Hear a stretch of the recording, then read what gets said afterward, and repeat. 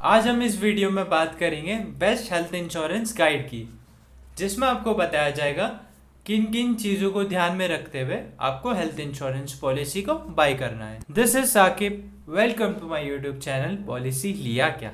Suppose आप hospitalise हो जाते हैं कोई भी बीमारी या फिर एक्सीडेंट की वजह से, तो जो भी खर्चा है वो लाखों में चले जाता है, जैसे सर्जरी हो, हॉस्पिटल रूम, मेडिसिन, टेस्ट और बहुत सी चीज़ें हैं। लेकिन आपके पास हेल्थ इंश्योरेंस पॉलिसी है तो ये सारे जो खर्चे हैं वो इंश्योरेंस कंपनी आपके लिए उठाती है और बदले में आपको एक छोटा अमाउंट भरना होता है। तो जाहिर सी बात है, हेल्थ इंश्योरेंस पॉलिसी एक बहुत अच्छी चीज़ है जो आपकी जान भी बचाती है और बैंक बैलेंस भी। किन चीज़ों के बेनिफिट्स को ध्यान में रखते हुए हमें पॉलिसी लेना है।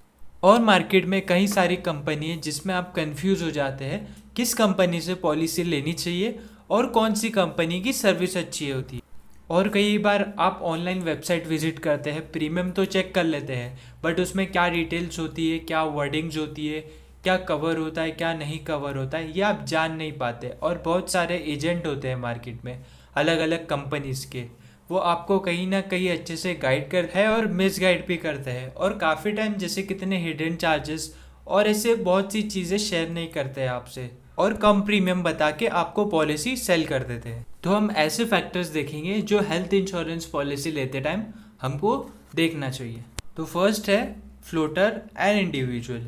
तो फ्लोटर मतलब एक इंश्योरेंस पॉलिसी में सारे फैमिली मेंबर्स कवर होते हैं, और इंडिविजुअल मतलब एक पर्सन जो इंश्योरेंस पॉलिसी में कवर होता है। चलिए इसको एग्जांपल से समझते हैं। अगर हम 20,000 प्रीमियम दे रहे हैं और हमें कवर मिल रहा है 5 लाख रुपए का, और फैमिली मेंबर जो कवर है वो 5 है, तो मान लीजिए एक पर्सन हॉस्पिटलाइज होता है और उसका कवर जो है 5 लाख एग्जॉस्ट हो जाता है, और उसी साल दूसरे फैमिली मेंबर को कुछ हो जाता है, वो हॉस्पिटलाइज होता है, तो आपका जो पहले 5 लाख था वो एग्जॉस्ट हो जाता है, तो आपको उसमें कवर नहीं मिलता है।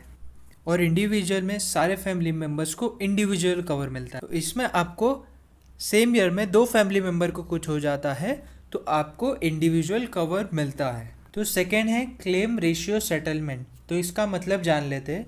इसका मतलब है इंश्योरेंस कंपनी ने कितने कस्टमर के क्लेम सेटलमेंट किए हैं, मतलब अप्रूव किए हैं, एक्सेप्ट किए हैं। और क्लेम रेशियो सेटलमेंट आपको बताया जाता है परसेंटेज में। तो जब आप कोई भी पॉलिसी सेलेक्ट कर रहे हैं तो उसका क्लेम रेशियो सेटलमेंट 90% अबव होना चाहिए। जैसे बहुत सी कंपनी होती है जिसमें बहुत कम प्रीमियम बताता है, तो साथ ही आपको क्लेम रेशियो सेटलमेंट चेक करना है कि अच्छा हो। अगर क्लेम रेशियो सेटलमेंट कम हो और रिजेक्ट हो जाता है तो ऐसे इंश्योरेंस लेने का फ़ायदा ही नहीं है।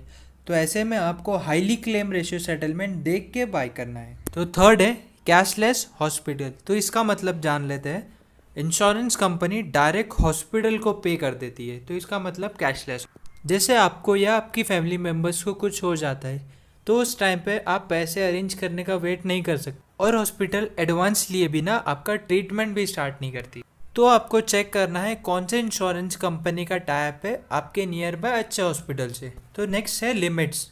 तो इसका मतलब होता है कि आपको लिमिट्स दे दी जाती है। जैसे रूम रेंट में आपको 3 से 4 हज़ार दे दिया जाता है, या फिर आपको सम इंश्योर्ड पे 1% 2% दे दिया जाता है। में आपको 1% या फिर 2% या फिर अमाउंट में दे दिया जाता है 1 लाख 2 लाख। तो आपको ये ध्यान में रखना है कि जितना ये इंश्योरेंस फ्लेक्सिबल, विदाउट कैपिंग या फिर लिमिट्स नहीं हो, उतना अच्छा है। तो नेक्स्ट है प्री एंड पोस्ट हॉस्पिटलाइजेशन। तो इसका सिंपल मतलब होता है कि आपके हॉस्पिटल से पहले के खर्चे और हॉस्पिटल के बाद के खर्चे। जैसे एडमिट होने से पहले बहुत सारे एक्सपेंसेस होते हैं, एग्जांपल मेडिसिन हो गया, टेस्ट हो गया, और डिस्चार्ज होने के बाद भी आपको एक्सपेंसेस है। तो ये देखना है आपको कि इसमें प्री एंड पोस्ट हॉस्पिटलाइजेशन भी कवर हो।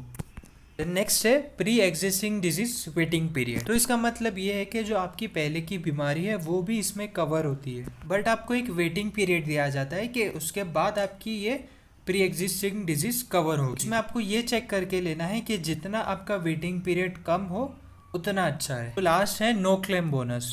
तो इसका मतलब होता है कि अगर आप साल में कोई क्लेम नहीं करते हैं तो आपको एक नो क्लेम बोनस मिलता है। तो ये आपके सम इंश्योर्ड के अमाउंट को इंक्रीज करता है या फिर आपके प्रीमियम को कम करता है। तो आपको ये देखना है कि नो क्लेम बोनस परसेंटेज जितना ज़्यादा हो उतना अच्छा है। आई होप आपको ये वीडियो अच्छी लगी हो और इन्फॉर्मेटिव लगी हो।